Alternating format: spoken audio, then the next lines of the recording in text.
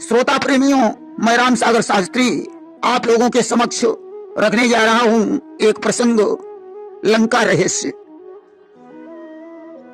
देखिए, लंका के विषय में गोस्वामी तुलसीदास जी ने लिखा है कि गिरि त्रिकूट एक सिंधु मझारी, और विधि निर्मित दुर्गम अति भारी। समुद्र के बीच में त्रिकूट नामक पर्वत पर ब्रह्मा का बनाया हुआ एक बड़ा भारी किला था, जिसे महान मायावी और निपुण कारीगर मैदानव ने फिर से सजाया, जिसमें मणियों से जड़े हुए सोने के अनगिनत महल थे, जो भोगावती और अमरावती पुरी से भी अधिक सुंदर था। कि तीन ते अधिक रम्य अति बंका, और जग विख्यात नाम ते ही लंका। जिस कल्प में जो राक्षसों का बलवान राजा होता था, वही अपनी सेना सहित लंका में निवास करता था। पहले वहां बड़े बड़े योद्धा राक्षस रहते थे, जिन्हें देवताओं ने युद्ध में मार डाला। रावण से पहले वहां कुबेर के 1 करोड़ रक्षक यक्ष निवास करते थे। रावण ने कुबेर से लंका छीनकर अपना अधिकार जमाया। देखिए, पहले लंका में हेति प्रहेति नाम के 2 राक्षस रहते थे।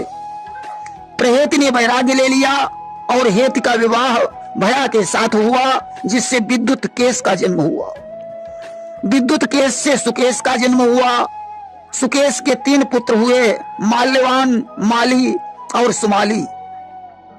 अब तो उन तीनों भाइयों ने ब्रह्मा जी की तपस्या की और उनसे वरदान मांगा कि हम तीनों की जीवन भर एकता कायम बनी रहे।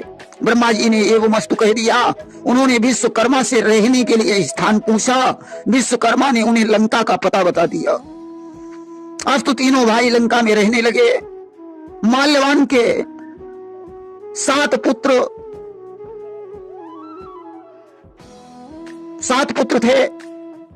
माली के 4 पुत्र उत्पन्न हुए और सुमाली के 10 पुत्र तथा कैकसी नाम की एक कन्या उत्पन्न हुई। अब तो सभी मिलकर अत्याचार करने लगे। एक दिन माली को सेनापति बनाकर उन समस्त निशाचरों ने इंद्रपुरी पर चढ़ाई कर दी। माली भगवान विष्णु के हाथों से मारा गया। माल्यवंत और सुमाली शेष असुरों को लेकर पाताल लोक को चले गए। कि गए वो सुमाली भाग पताला, और लंका शून्य भई ते ही काला। अब तो लंका खाली हो गई। अब ब्रह्मा योग्य कुबेर ही चीन्हा, और लंका केर राज दई दीना। ब्रह्मा ने कुबेर को लंका के योग्य समझा और उन्हें लंका का राजा बना दिया। देखिए, कुबेर का जन्म कैसे हुआ था।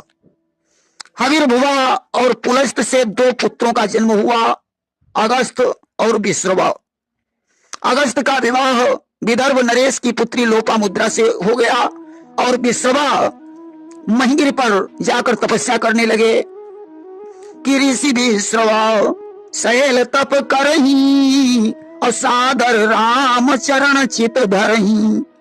विश्रवा जहां तपस्या कर रहे थे, वहां ऋषि नाग और राजर्षि कन्याएं आकर कोलाहल मचाया करती थी।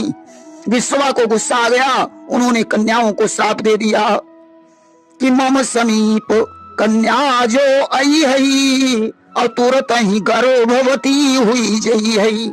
मेरे समीप जो कन्या आएगी वह तुरंत गर्भवती हो जाएगी। अब तो सारी कन्याएं भयभीत हो गईं, परंतु तृणबिंदु और अलम्बुसा अप्सरा से उत्पन्न कन्या, जिसे भरद्वाज ने गोद लिया था, जिसका नाम एटविदा था, जिसे देववर्णी भी कहा जाता है, वह कन्या नहीं मानी, विश्रवा के पास आ गई। अस्तु श्राप के कारण वो गर्भवती हो गई। आखिरकार भरद्वाज ने विश्रवा के साथ उसका विवाह कर दिया। अस्तु उससे एक पुत्र का जन्म हुआ। कि एक पुत्र जब ते ही उपजावा, और जग में नाम कुबेर कहावा। उस पुत्र का नाम कुबेर हुआ। ब्रह्मा जी ने लंका को खाली देखकर कुबेर को लंका का राज्य दे दिया। वहीं विद्वानों का ऐसा भी विचार है कि एक बार माता पार्वती के आग्रह पर शिव ने त्रिकूट पर्वत पर विश्वकर्मा द्वारा स्वर्ण महल का निर्माण करवाया। गृह प्रवेश के लिए उन्होंने विश्रवा को बुलवाया। विश्रवा ने वह स्वर्ण महल भगवान शंकर से दक्षिणा में मांग लिया और अपने पुत्र कुबेर को दे दिया। वहीं कुछ विद्वानों का ऐसा भी विचार है कि जब शिव ने स्वर्ण महल का निर्माण करवाया तो गृह प्रवेश में उन्होंने समस्त देवताओं को आमंत्रित किया। सभी देवता उस गृह प्रवेश में शामिल हुए। सभी ने महल की प्रशंसा की, परंतु ब्रह्मा जी शांत रहे। पार्वती ने ब्रह्मा से पूछा, विधाता, आपने मेरे महल की कोई प्रशंसा नहीं की। ब्रह्मा ने कहा, देवी, तुम्हारे महल पर सन की दृष्टि है, अतः यह महल जलकर भस्म हो सकता है। पार्वती जी ने शिव से कहा, स्वामी, सन के पास जाओ और उससे कहना वह अपनी दृष्टि हटा ले। अगर वो न माने तो तुम वहां से डमरू बजा देना, मैं महल में स्वयं आग लगा दूंगी। आज तो शिव शनि के पास पहुंचे। शनि ने कहा, आपके महल पर कुदृष्टि डालने की भला किसमें सामर्थ्य है? प्रभु, संयोग बस आपने दर्शन दिए हैं, अतः ऐसा करो, डमरू बजाकर मुझे अपना नृत्य दिखा दो। भगवान शंकर सारी बातें भूलकर डमरू बजाकर नृत्य करने लगे। अब तो ज्यों डमरू की ध्वनि पार्वती के कानों में पड़ी, उन्होंने सोचा शायद शनिदेव ने हमारी प्रार्थना स्वीकार नहीं की। अस्तु उन्होंने अपने हाथों से महल में आग लगा दी। शंकर जी जब वापस आए तो उन्हें सारा महल ध्वस्त मिला। इसलिए लंका भगवान शंकर ने नहीं बल्कि ब्रह्मा जी ने ही बनवाई थी। मैदानम ने जिसे अपने हाथों फिर से सजाया था। लंका स्वर्ण जटित और मणि जटित थी। मैदानम के पश्चात वहां कुबेर का अधिकार था। रावण को लंका के बारे में जैसे ही पता चला, उसने सेना सहित कुबेर पर चढ़ाई कर दी। कुबेर को शिव शरण लेनी पड़ी। कैलाश के निकट कुबेर ने अलकापुरी बसाई। भगवान शंकर ने उन्हें धनपति बना दिया। ब्रह्मा ने कुबेर को विश्वकर्मा द्वारा पुष्पक यान बनवा दिया।